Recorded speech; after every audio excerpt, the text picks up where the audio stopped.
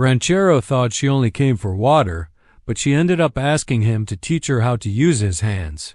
The dust hadn't settled from her horse's hooves when Jake Thornton knew his quiet afternoon was over. She sat there in her saddle, silhouetted against the blazing Arizona sun, and something about the way she held herself told him this wasn't just another traveler looking for directions to town. He'd been breaking horses for 20 years, and his hands showed every bit of it. Calloused, scarred, weathered by sun and rope burn. They were working hands, honest hands, and they'd never failed him. But as this young woman dismounted with the fluid grace of someone born to the saddle, Jake found himself wiping those same hands on his leather chaps, suddenly conscious of their roughness. The year was 1873, and the territory was still wild enough that strangers meant either opportunity or trouble, sometimes both. Jake's ranch sat in a valley between two mesas, isolated enough that visitors were rare. The nearest town, Copper Ridge, was a hard day's ride through unforgiving desert and rattlesnake country. She approached the water trough where his horses drank, leading her mare by loose reins. The animal was quality stock, he noted. Arabian blood, probably worth more than most men saw in 5 years. Her boots were custom leather, polished but showing honest wear. Not some Eastern tenderfoot, then. "Afternoon, miss," Jake called out, stepping down from the corral fence where he'd been watching a particularly stubborn Mustang. "Help yourself to the water." She nodded, her wide-brimmed hat casting shadows across features he couldn't quite make out. But her voice, when it came, carried an educated cadence that seemed out of place in this harsh landscape. "Much obliged, mister. It's been a long ride from Tucson." Tucson was 3 days north through Apache country. Jake felt his estimation of her rise considerably. Anyone who could make that journey alone had sand. As her horse drank deeply from the trough, she finally lifted her head, and Jake got his first clear look at her face. 20 years old, maybe 21. Dark hair escaped from beneath her hat in windswept strands, and her eyes were the color of sage after rain. But it was her hands that caught his attention as she loosened her horse's cinch. They were soft, unmarked by hard labor, with long fingers that moved with unconscious elegance. "I'm Jake Thornton," he said, touching the brim of his hat. "This is my spread. Sarah McKenna." She gestured toward the corral where the Mustang paced restlessly. "That's a fine piece of horseflesh you've got there." "Wild caught? Brought him down from the high country last month. He's got spirit, I'll give him that." Sarah moved to the corral fence, studying the animal with an expert's eye. The Mustang was a beauty, steel gray with black points, standing maybe 15 hands high. But he had the look of an animal that had never known a gentle touch. "He's afraid," she said quietly. Jake joined her at the fence. "Most wild ones are, at first. Takes time and patience to gentle them proper. Time and the right hands." She turned to look at him directly for the first time, and Jake felt something shift in the afternoon air. "I've been watching you work with him. You've got good hands, Mr. Thornton, quiet hands." There was something in her tone that made Jake's pulse quicken, though he couldn't say exactly what. "Been breaking horses since I was younger than you, miss. Learn a thing or two along the way." Sarah was quiet for a long moment, watching the Mustang. Then she said, "I didn't really come here just for water."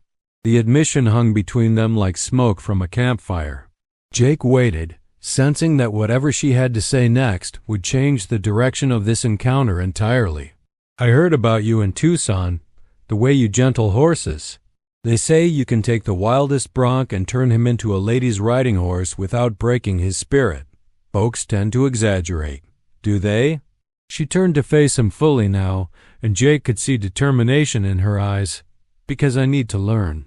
I need to learn how to use my hands the way you use yours." The request caught him off guard. In all his years on the ranch, he'd never had anyone ask to learn his methods.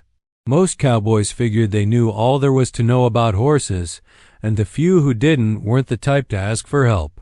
"Miss McKenna, horse breaking isn't exactly woman's work. It's dangerous, and it takes more than just knowing where to put your hands. I can handle dangerous. There was steel in her voice now. And I'm not talking about becoming a bronc buster. I have my own horses back in California, thoroughbreds. But they're high-strung, nervous animals, and I can't seem to get through to them the way I need to. Jake studied her face, looking for signs of the foolish bravado he'd seen in young men who thought they could master any horse by force. Instead, he saw something else entirely, a quiet desperation, carefully controlled but unmistakably real. California's a long way from Arizona territory, Miss McKenna. Seems like there'd be plenty of horsemen out there who could help you. There are. She looked away toward the mountains that rimmed the horizon.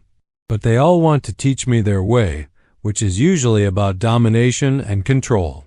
I've seen what that does to a horse's spirit. I've seen what it does to mine. The last words were spoken so quietly Jake almost missed them. But they hit him like a physical blow, carrying implications that made him suddenly understand why this young woman had ridden alone through hostile territory to find him. The sun was beginning its descent toward the western peaks, painting the sky in shades of amber and rose. In that golden light, Sarah McKenna looked younger and more vulnerable than she had when she'd first ridden up to his water trough. But there was something else there too, a core of strength that reminded Jake of the wild horses he gentled.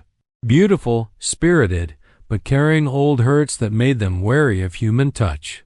Miss McKenna, he began carefully, what exactly happened to those horses of yours? She was quiet for so long Jake thought she might not answer. When she finally spoke, her words came slowly, as if each one cost her something. My father died last year. Left me the ranch and everything on it, including a man he'd hired to manage the horses. She paused, watching the Mustang pace the far end of the corral. This man, he had his own ideas about training. Used spurs and whips and anything else he could think of to make them submit. By the time I realized what was happening and sent him away, the damage was done. Jake felt anger rise in his chest, hot and sudden. He'd seen the results of brutal training methods before, horses so damaged they'd never fully trust again. How many horses are we talking about? 12. Marais, mostly bred for racing. They were my father's pride. Her voice caught slightly.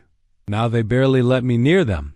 The scope of the problem was clearer now, and Jake understood why she'd made this desperate journey.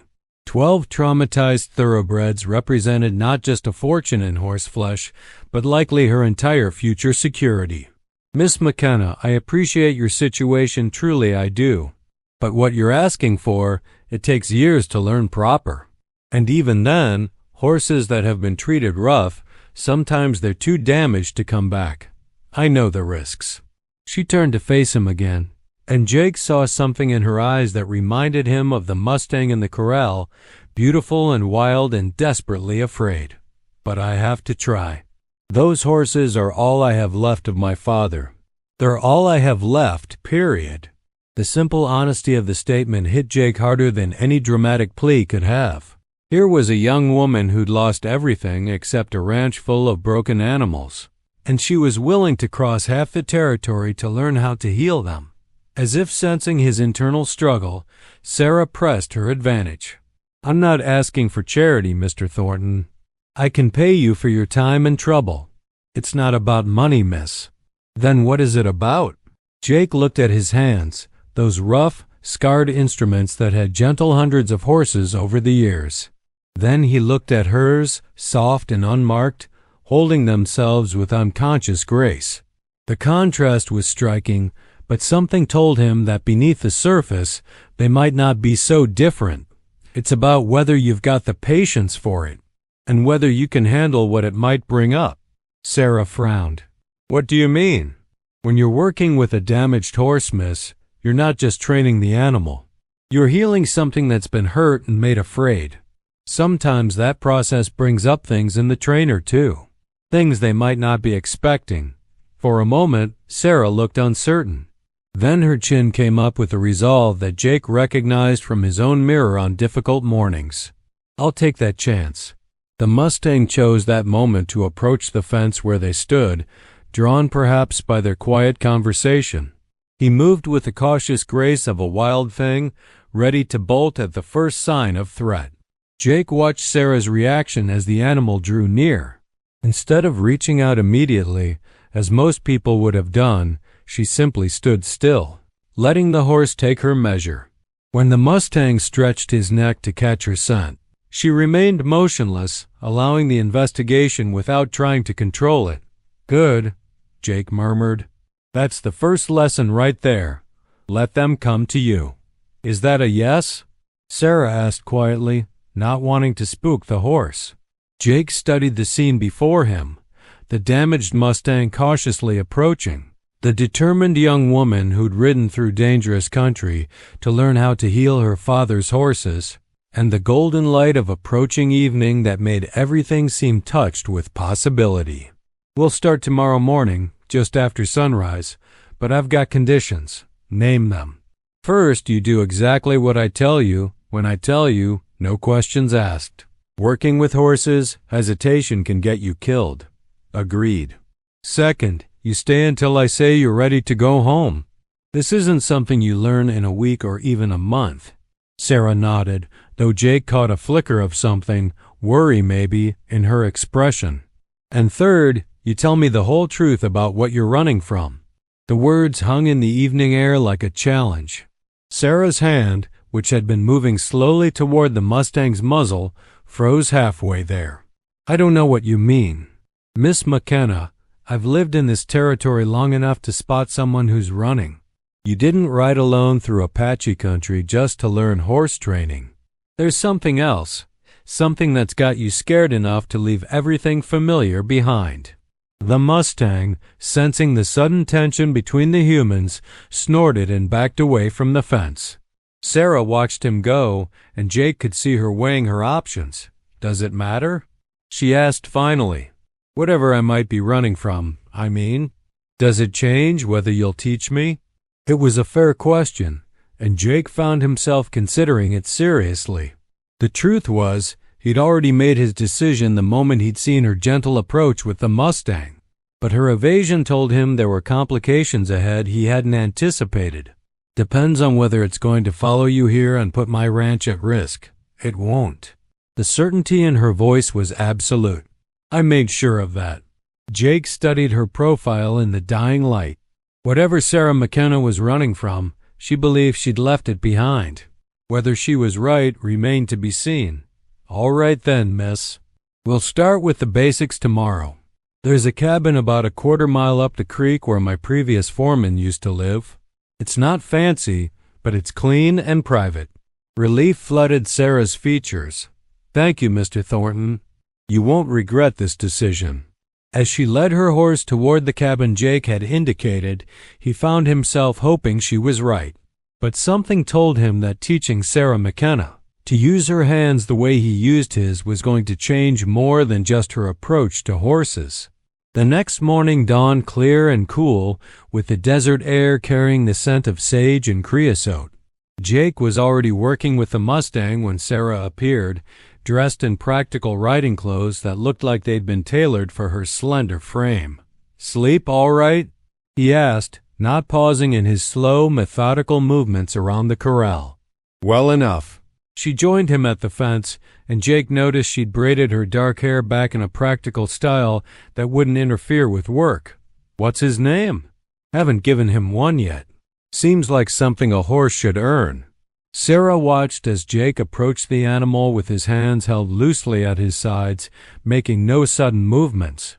The Mustang allowed him to come within arm's reach before dancing away, not from fear, but from an instinctive weariness that hadn't yet been overcome. "First thing you need to understand," Jake said, still keeping his attention on the horse, "is that everything we do is about trust. Not dominance, not control, but trust. A horse that trusts you will do anything you ask because he wants to, not because he's afraid of what happens if he doesn't. How do you build that trust with an animal that's been hurt? Same way you build it with a person. Time, patience, and consistency. You show up every day, you keep your word, and you never, ever betray the confidence they give you." Jake demonstrated by slowly extending his hand toward the Mustang's shoulder. The horse tensed but didn't move away, allowing the gentle contact. Jake's touch was firm but soft, conveying confidence without aggression. "Now you try." Sarah climbed through the fence rails, moving with the same unhurried grace Jake had noticed the day before. As she approached the Mustang, Jake watched her hands. They were steady, he noted with approval, without the nervous tremor that often betrayed fear or excitement. "Remember, let him dictate the pace. If he backs away, you stop and wait. If he comes closer, you stay still and let him." Sarah nodded, extending her hand as Jake had demonstrated. The Mustang snorted softly but allowed the contact, his dark eyes watching her face with intelligent curiosity.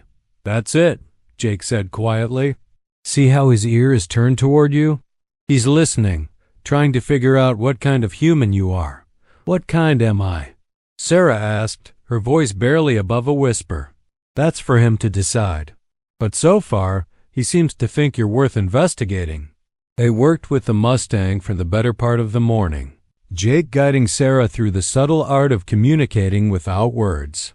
By the time they broke for lunch, the horse was allowing her to touch his neck and shoulders, a significant breakthrough for an animal that had been completely wild just weeks before.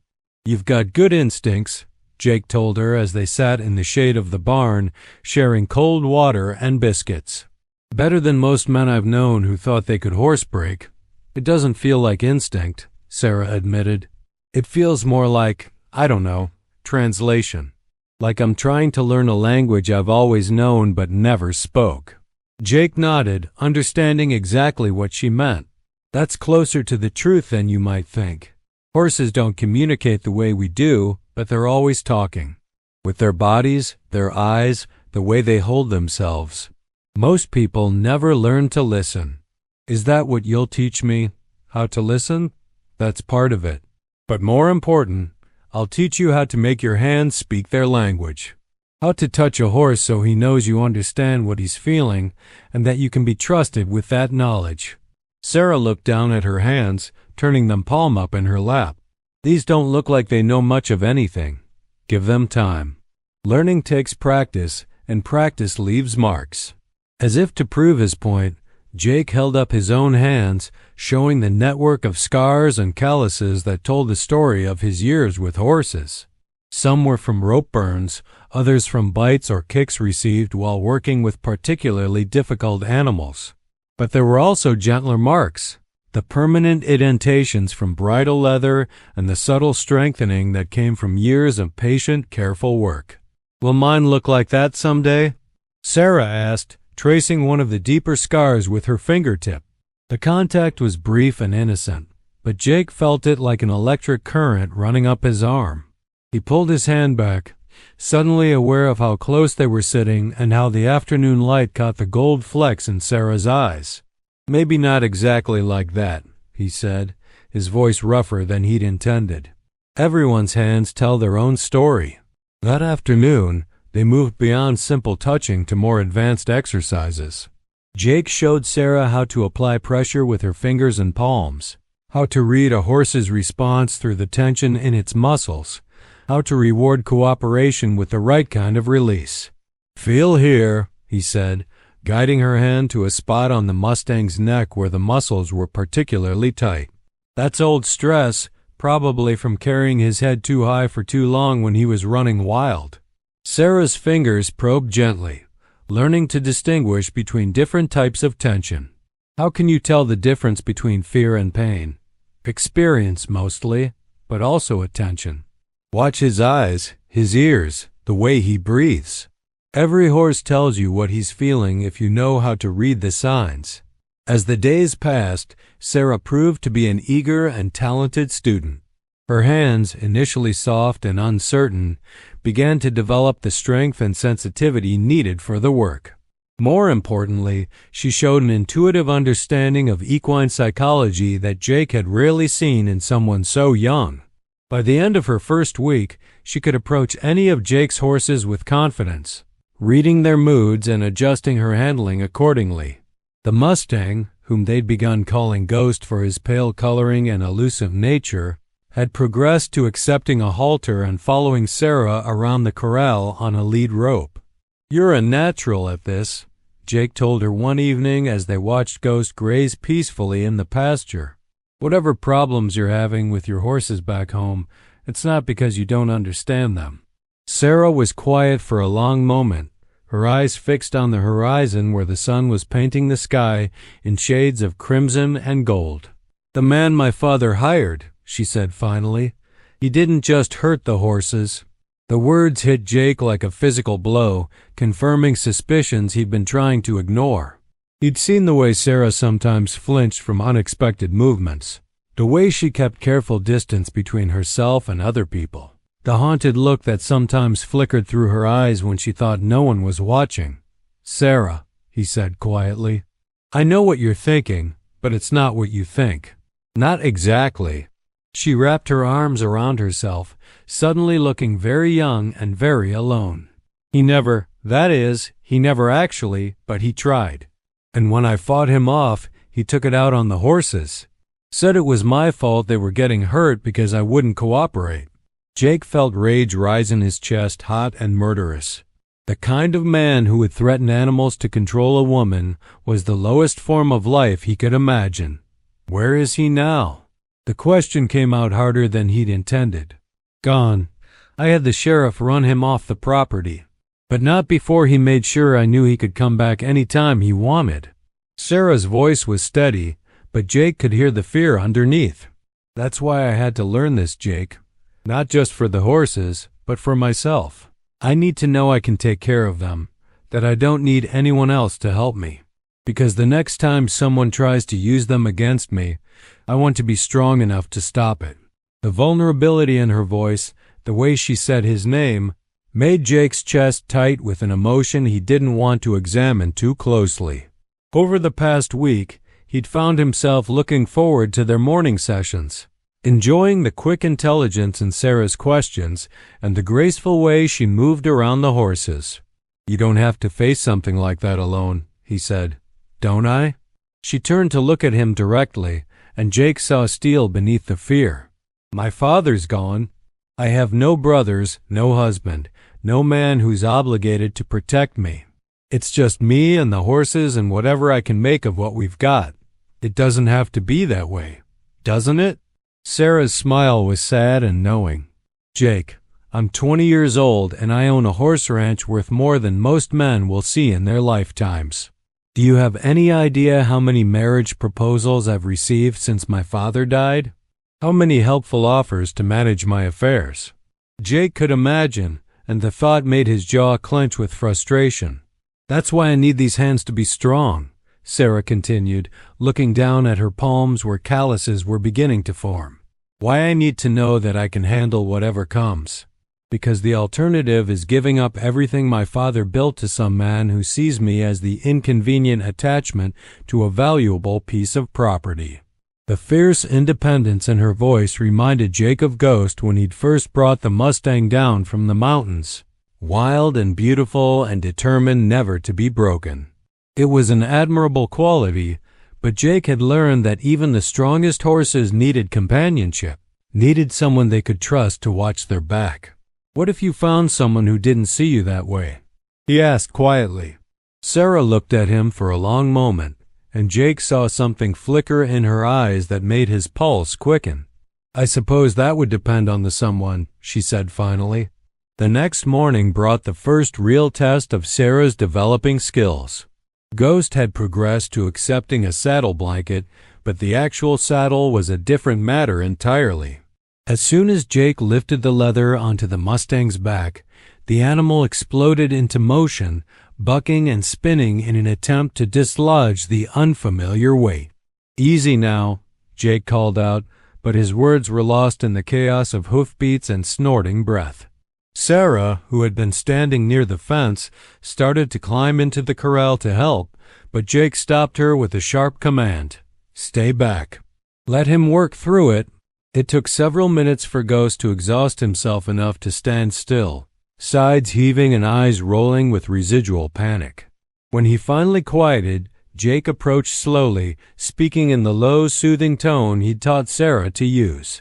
"See how he's trembling?" Jake said as Sarah joined him in the corral. "That's not just from the exercise. He's remembering something, probably from before I caught him. Maybe the last time someone tried to put tack on his back." Sarah reached out to touch the horse's neck, and Jake watched her hands move with the confident gentleness she'd developed over their weeks of training. Ghost leaned into her touch, finding comfort in the familiar pressure of her fingers. "What do we do now?" she asked. "We start over, slower this time. Show him that the saddle doesn't have to mean pain or fear." They spent the rest of the morning working with Ghost, gradually reintroducing the saddle until he could wear it without panic. It was delicate, patient work that required constant attention to the horse's emotional state and immediate response to any signs of distress. "This is what you'll need to do with your mares," Jake explained as they watched Ghost finally stand calmly under tack. "They've been taught to associate human touch with pain. You'll have to convince them, one small step at a time, that it can mean something else." "How long did it take you to learn all this?" Sarah asked. Jake considered the question seriously. "I'm still learning. Every horse teaches you something new, shows you some aspect of trust or fear or courage you hadn't seen before." That afternoon, Sarah made a breakthrough of her own. While working with one of Jake's gentler mares, she successfully applied the pressure and release techniques he'd been teaching her, guiding the animal through a series of ground exercises without any verbal commands. "Look at that," Jake said, genuine admiration in his voice. "You're not just using your hands anymore, you're thinking with them." Sarah's face lit up with pride and accomplishment. "It feels different now, like she's actually listening to what I'm telling her." "She is. And more than that, she trusts what you're telling her." The moments stretched between them, filled with the satisfaction of shared achievement and something else Jake was trying not to acknowledge. Sarah was standing close enough that he could catch the scent of her hair, could see the way the afternoon light brought out the warm undertones in her eyes. "Jake," she said quietly, and something in her tone made him turn to face her fully. "What is it?" "I want to thank you for everything you've taught me, for giving me this chance when you didn't have to." "No need for thanks. You've earned every bit of what you've learned." Still, she reached out and took his hand, turning it palm up between her smaller ones. "These hands have given me something I didn't think I could have. Confidence. The knowledge that I can take care of myself and the things I love." Jake looked down at their joined hands, seeing the contrast between his scarred, weathered skin and her younger, softer palms that were just beginning to show the marks of hard work. The sight stirred something in him that had nothing to do with horse training and everything to do with the woman who'd ridden into his life asking to learn the language his hands spoke. "Sarah," he began, but she interrupted him by stepping closer, close enough that he could feel the warmth radiating from her skin. "I know what you're going to say. That I'm too young, that I don't really know what I want, that this is just gratitude or proximity or some other reasonable explanation." "Isn't it?" Jake asked, though his voice lacked conviction. "I thought so at first. But Jake, I've spent weeks watching your hands work, learning how they think and feel and communicate. And somewhere along the way, I started wanting to know what they would feel like communicating something else entirely." The admission hung between them like a challenge, and Jake felt his careful restraint beginning to crumble. Sarah was right about one thing. She wasn't the frightened, uncertain young woman who'd ridden up to his water trough. The weeks of training had given her a confidence that was impossible to ignore, a sureness in her own skin that spoke of hard-won maturity. "Sarah, you need to think about what you're saying." "I have been thinking about it for days now." Her hands tightened slightly on his, and Jake felt the calluses she'd earned through their work together. "You taught me that trust has to be earned through consistency, through showing up every day and proving that you can be counted on. Well, you've done that. You've shown me every day that you're someone who can be trusted with something precious." "And what would that be?" Sarah's answer was barely above a whisper, but it hit Jake with the force of revelation. "Me." The sun was setting behind the mountains, painting the corral in shades of gold and shadow. Ghost stood quietly nearby, no longer the wild, frightened animal Jake had captured weeks ago, but a horse learning to trust, learning that human hands could bring comfort instead of pain. Jake looked into Sarah's eyes and saw the same transformation there, the same journey from wariness to trust to something deeper and more complex. She was offering him something he hadn't dared to hope for, and the temptation to accept was almost overwhelming. "This changes everything," he said finally. "I know. You're supposed to go back to California. Back to your ranch and your horses and the life you built there. I know that too." Sarah's voice was steady, but Jake could see the vulnerability beneath her brave words. "But maybe, if you wanted, you could come with me. Help me finish what we started with the horses. Help me build something worth staying for." It was an offer that would mean leaving everything he'd known, the ranch he'd built with his own hands, the life he'd carved out of this harsh but beautiful territory. But as Jake looked at Sarah McKenna, at the strength in her eyes and the promise in her touch, he realized that some things were worth the risk. "Those hands of yours," he said, bringing their joined hands up so he could see them clearly in the dying light, "they're not soft anymore." Sarah smiled, understanding the deeper meaning in his words. "No, they're not. They're working hands now. Honest hands. And strong enough for whatever comes next?" "Strong enough for anything," she said with quiet certainty, "as long as they're not working alone." Jake felt something settle in his chest, a sense of rightness that he'd been searching for without realizing it. Sarah McKenna had come to his ranch looking to learn how to use her hands the way he used his. What she'd found instead was something neither of them had been expecting, a partnership built on trust, understanding, and the kind of deep connection that came from shared purpose and mutual respect. "Then I guess we'd better start making plans," he said, and leaned down to seal the promise with a kiss that tasted of desert wind and new beginnings.